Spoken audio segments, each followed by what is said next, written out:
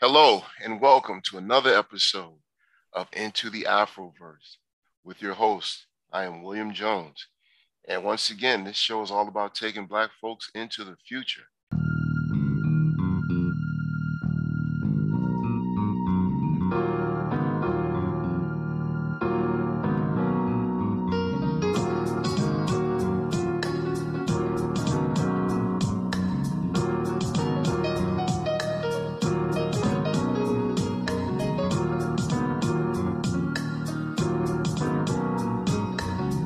Today, we're actually finishing up a conversation that we started in the previous episode. So if you missed that, make sure you go to woldcnews.com to listen to that. And if you're listening to us live, welcome to Into the Afroverse. I'm tripping over my tongue right now because I'm so excited about this conversation that I was having with my two guests. You may remember Roosevelt Pitt, owner of Amara LLC, and the Afroverse and the Purge comic, and also Frederick Emmerson, owner of TEG Studios, co-producer of Purge Techno City, the live action movie. So once again, gentlemen, welcome back. Thank you for having us. Thank you so much. I'm glad to be back. Yeah, so like I was saying, man, we were talking so much and the conversation was going so well. I looked up and we were running out of time and I said, I just want you guys to come in and finish up this conversation. So thank you for taking the time to do that. We were talking about your comic book, Purge. You said this comic goes back to the 90s. Is that correct? That is correct. It actually debuted in 1993. Excellent. And now you're moving into turning that comic into a film. Before we start to talk about the film side of things, I just want to finish up with a few conversations around the comic book side. You know, with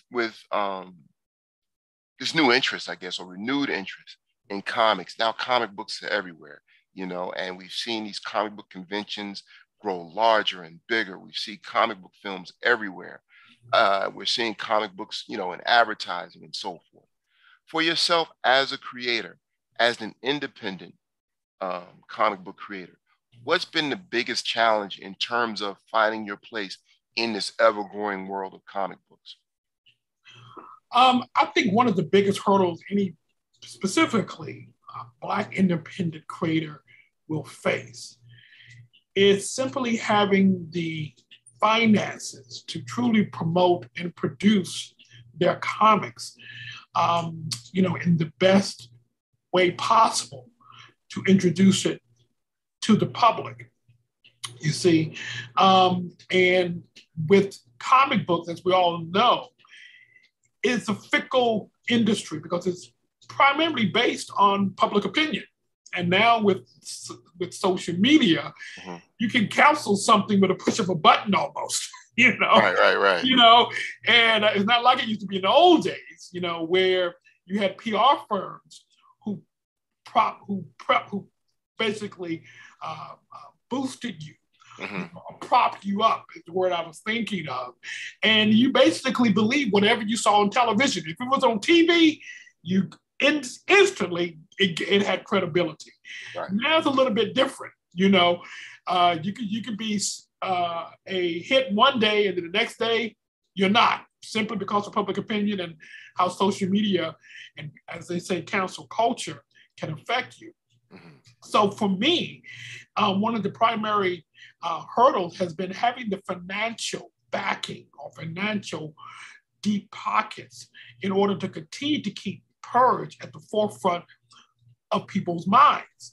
When you think about Superman, Batman, and so forth, those names come very quickly to the mind, even if you don't read comics, because those companies have the ability to keep their characters due to their financial standing, to keep those characters in the forefront of your mind.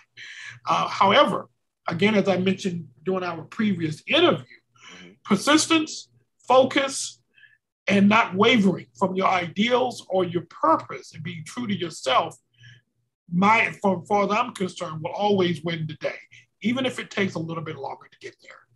Got you. Now, one of the things, I've spoken with a lot of comic book creators, and I've come to know quite a few of them, yourself included. One of the things that I've found is many of them talk about what happens when they go to comic conventions. And some of them talk about how Black customers or potential customers, actually turn away from them because they're a Black-owned comic book company. Have you experienced any of that in your travels? Oh, yes. Unfortunately, a lot more than I care to remember. Now, I'll be honest, there are plenty of Black people who support what I'm doing. Right.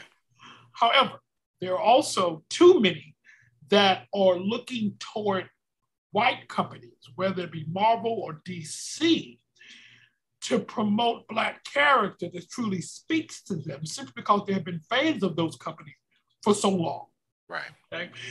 And what I've found is that when I walk into the room with Purge, I actually have heard on numerous occasions, literally at a table next to me at a convention, where this Black person or Black nerd would be complaining, wow, Marvel, hasn't represented us well, or their characters are so stereotypical, they need to do better. And I would actually chime in and say, you're right, they need to do better, but they haven't, and they most likely won't as long as you continue to purchase their product. However, step over here and look at Purge. It represents everything you were wanting. But since Purge doesn't have that Marvel or DC flair, they have a tendency of not truly giving Purge the support because they still are so much into Marvel and DC. They're not able to look outside of that. And that can be an issue, a problem issue, because it's like anything else. People, for the most part, envision themselves supporting what they already know or perceive to be a winner. Right. You follow me? And what ends up happening is that they constantly are being disappointed time in and time out, but they have this unwavering hope that one day Marvel and DC are going to have a come to Jesus moment and do better. And it really never happens because they are not in it. I'm speaking of Marvel and DC to really cater to Black people. Right. They're just willing to do the minimum in order for us to continue to buy into their product. Fortunately, with what we're doing with Purge, we're seeing that many people are beginning, Black included, are getting tired of the same watered down approach. And now they're looking for something new, fresh, innovative, outside of the Marvel and DC paradigm, which is what Frederick and I are producing. And it's funny you should bring that up because if anyone out there is a comic book reader, they have to look no further than like the most recent issue of What If Miles Morales was Thor? And there was a huge pushback against the imagery and the play on stereotypes in that Marvel comic. And here it is, 2022, and Marvel is still wrestling with how to represent Black folks in his pages. And the other thing that I tell people is, Marvel and DC have this long checkered past when it comes to dealing with the representation of Black people in his pages, and in some cases on screen. But yet we're giving them billions of our dollars. So we can just give a percentage, of that, a fraction of that to these Black-owned companies like, Amara LLC, who've been doing it right from day one. How can we shift that? Like what we do then to really shift the paradigm? Can you imagine what would happen if we have folks lining up for your comic and your film, which we're going to talk about, the same way we lined up to see Black Panther? So that's the other thing. That's why I'm trying to get people to, with a show like this, bringing you on, letting them hear about you. And speaking of letting them hear about you, how can they buy your book? They can visit amaraentertainment.com. That's www.amaraentertainment.com. And Purge and some of my other titles are there waiting for people to take part and enjoy the stories and engross themselves in the Afroverse. Excellent. And once again, if you're just joining us, this is part 2 of our conversation with Roosevelt Pitt of Amara LLC, Purge, and the Afroverse, and also Frederick Emmerson of TEG Studios on Into the Afroverse. here on WOL 1450 AM and 95.9 FM. Okay, so now I want to talk about this move into film. So you said you connected with Frederick. Frederick, what's going on with TEG Studios? How's the process coming? Any projects you want to talk about? The floor is yours. Okay, perfect. Thank you so much. So, really quickly, I want to piggyback on something very interesting about the conversation you were just having with Roosevelt and about Warner's and DC. And I think sliding over to the film aspect of that is a lot of times with those companies, because I've been in some of those meetings, I've been in some of those conversations, it's about checking off a checklist or quotas, or you'll sit in there and if it's a black led character, you'll hear phrases of like, does this have commercial appeal? We need to make sure we have, I call it the white savior, a white character in there that helps, or we need to make sure this black character is all these different things too, because they're not really trying to dive into, just the aspect of, little black and brown kids seeing someone that looks like them. They're more using it as a diversity checklist. Gotcha. So, and I think that's the wrestling with that when they have something like what Spider-Man was for. They're more looking at it as an aspect of, oh man, we could check all these boxes and everybody will love it. Not realizing that you're placating people. So just for that, but in terms of the movie aspect of it, we're very far along in the process. We're partnering with OpenGate, and we're in the process of finalizing some things on the distribution side. We plan on really we're in pre-production right now, so we may be shifting over to production aspect very soon. And that's an exciting process because you gotta think this is something where a year ago this project wasn't even supposed to be made. We didn't even know if this was going to happen or if I was going to even be able to connect with the creator to where we are now, where we are very long with the script, finalizing scripts and all that stuff. So it's very exciting with that. In terms of TG Studios, I got started just doing web series about 4 or 5 years ago because I've always been known as the music guy. So I got started doing that and music videos. So not only are we working on Purge, Techno City, and a few other things, I have a few other projects coming out as well. Some horror aspects of Dispatch, some rom-coms, just some stuff we're working at. But right now for TG Studios, our main focus right now is on Purge, Techno City. And I don't want to give away too much, but all the spider legs that can come off from this one particular project. Because this isn't just a one-off. This is something that like Roosevelt was saying, how he goes to these conventions, you have a lot of people who want to connect with, they know Marvel, they know the names DC, and it's harder for a lot of these independent comic creators, stuff like that, to get those traction. But I think a lot of it is, I call it the anime effect. And I've been a fan of anime work my whole life, but it used to be not so commercial. Once it became commercially viable to like it, you saw a groundswell of just regular everyday people confessing their love and really enjoying it. It was mostly because more eyeballs were able to get on that because we no longer live in such a regional world. We live in a global society now. So that's one of the things I'm really hoping with Purge Techno City does is it will introduce this generation and more kids to the new generation adaptation of the Purge comic. Because once eyeballs see that on the screen, the first thing people are going to want to do is shift over to learn more about the comic. Because you see the TikTok channels and all these people will say, oh, I'm an expert in this and I saw this movie, but did you know in the comics this is going to happen? So it's almost my weird way of trying to get the comic on a whole new level, like the way I view the comic book too, through the live action movie, because it is going to bring more fans on there. We've already talked about having a prequel comic come out around the same time of the movie, just so we can kind of prepare, because we made the announcement, but once the trailers and all that stuff start coming out, things are going to change because it is not only visually, but conceptually going to be something that people have never seen before. And I know that's, to some media outlets, is going to be scary because I'm like, oh, wow. But I mean, if you look at Black Panther, it was easy for, I say, mainstream America to take Black Panther and put it in a certain box because, oh, well, that's in Africa. Right. You know, like that is, but you know, with Purge, it's going to have a lot of elements of, you know, it's right here in America. It's a lot of political aspects and how do we handle today with everything going on without being so heavy driven on woke culture. Right. It's just going to be something that I say people can't run from, but people almost have to embrace. And hopefully we're able to take people on the journey through the live action film because as similar as it's going to be to the comics, it's a live action film. So it's going to be its own story in its own right.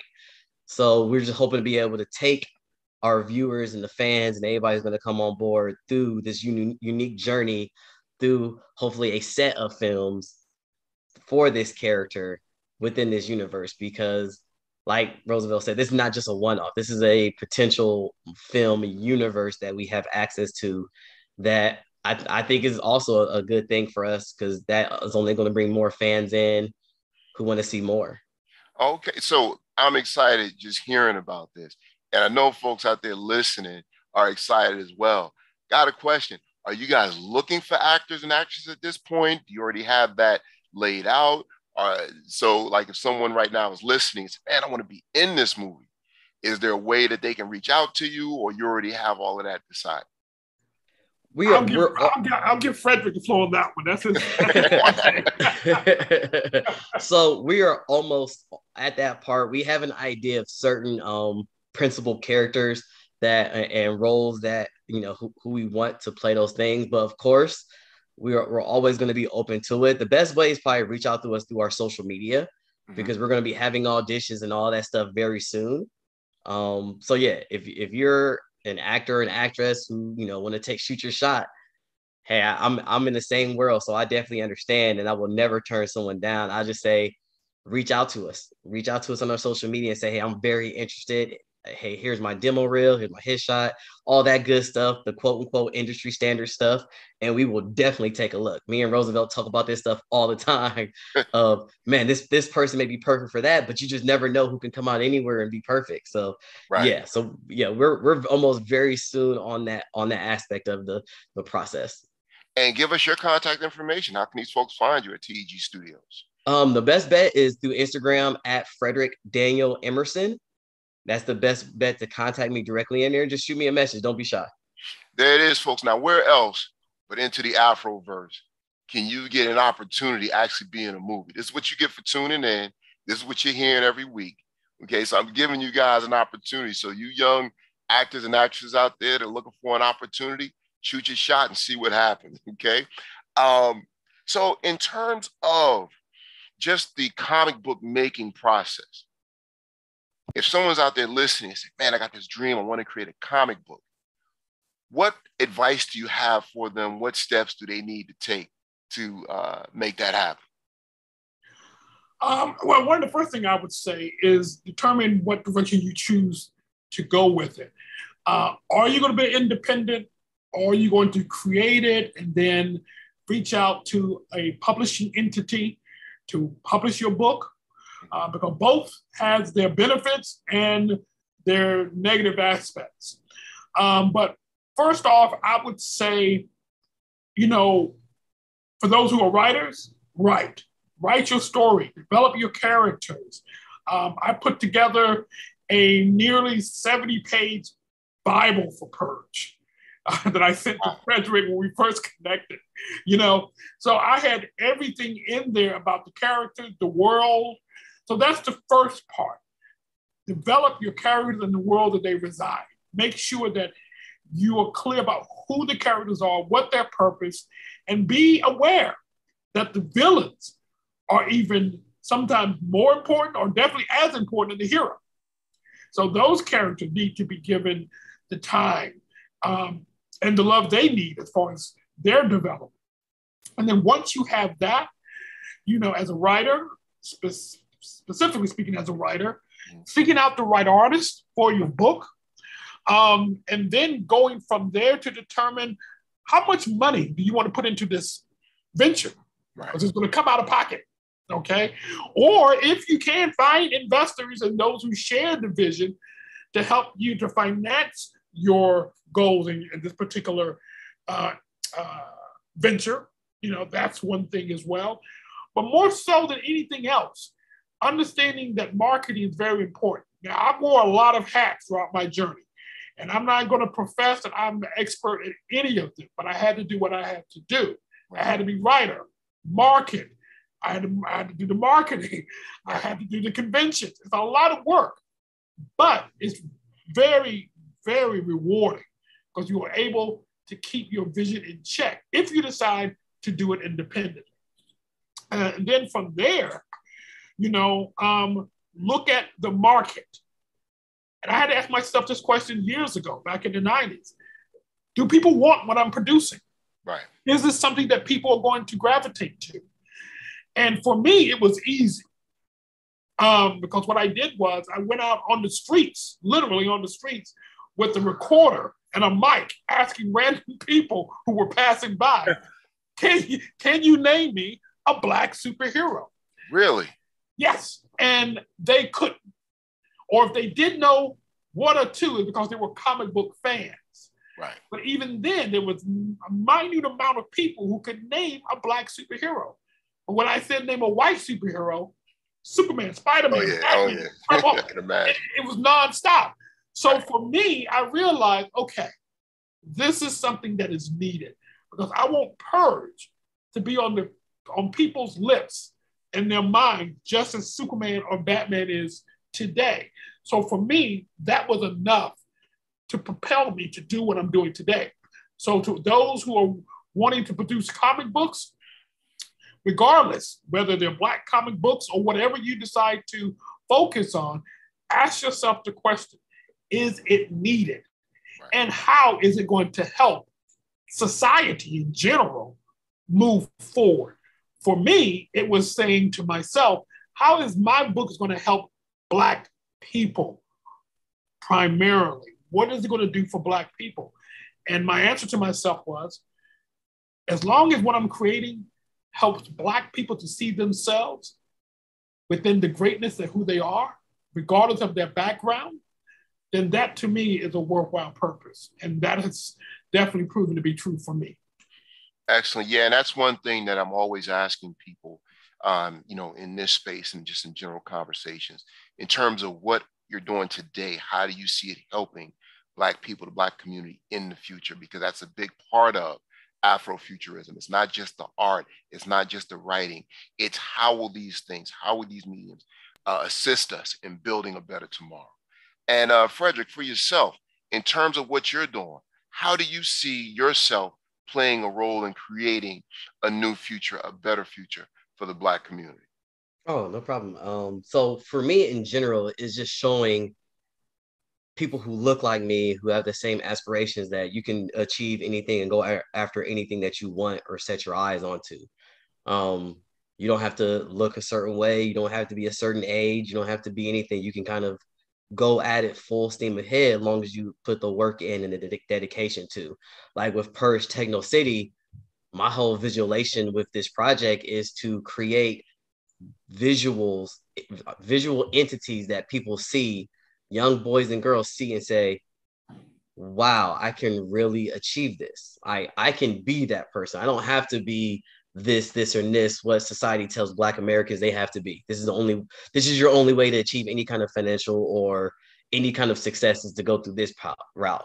I think one thing about the character Richard Kincaid and supporting characters you see within the story is a simple fact of you don't see a lot of Black Americans portrayed this way. You just don't. And being able to give those visuals and show that is hopefully going to inspire a lot of people that look like us to go after degrees in, I call it the STEM world, tech, math, science, all that stuff, to kind of go into that world and to know, just look, imagine growing up if Bruce Wayne from Batman was Black. Imagine that. Imagine those visualizations that, African-American kids or kids of color would have going through that. Right. So that's what we really hope. And anything I put my mind into it, I like one of my requirements, if any crew I have or anybody I work with or anything like that, it has to be a diverse group of people, because there's no way I'm a Black man. How am I going to tell women or, other, or people from Asian descent, like, what their mind frames and struggles will be like, or any kind of input that they can give. I figure if you have a melting pot of people working together, you get authentic visualizations of what you do. So hopefully many years down the line, if my name comes up and is remembered for anything, it's just being able to create opportunities and create a certain energy within my people who look like me and my people to know that they can achieve anything they want to achieve. Thank you. Thank you. And where will you guys be? Will you be making any appearances at any upcoming conventions, Comic-Cons? Where can we find you? Well, we have a couple of conventions that we are seeking to attend, but unfortunately, we're not able to give a confirmation now. Understood. So I don't want to say that we're going to be here or there and not able to actually fulfill that. But I will say this. I did put in the chat. I don't know if you saw it for your benefit, William. Mm-hmm. We do have a landing site for the Purge Techno City movie. Okay. It's purgetechnocitymovie.net. Excellent. Excellent. All right. So any final words? Believe it or not, we come up on the end of another conversation. So any final words for our listeners? Oh, it's no problem. So for me, it would be my final words would be expect something incredibly big and huge with Purge Techno City, the live action movie. And hopefully this kind of stuff gears people to want to check out the Purge comic books and to familiarize themselves with not only this character, but several other characters, wink, wink, that are going to be in the story as well. And just get ready for a ride for a very unique universe that is going to be coming to people very, very soon. And Roosevelt, you still with us? Wow, it sounds like we're having some tech issues hearing the last few words from Roosevelt Pitt, but I think we got a great idea of the Purge Project and what's that about. And also, once again, you can check them out at Amara LLC, and you can also check out Frederick Emmerson, owner of TEG Studios. So once again, gentlemen, just want to thank you. This is the first time of doing a two-part conversation. So this is Into the Afroverse with William Jones, where we're taking Black people into the future. Thanks to our guests, Frederick Emmerson and Roosevelt Pitt. And also thank you to Mr. Duke Productions for behind the scenes production work. Take care, ladies and gentlemen. Have a great day.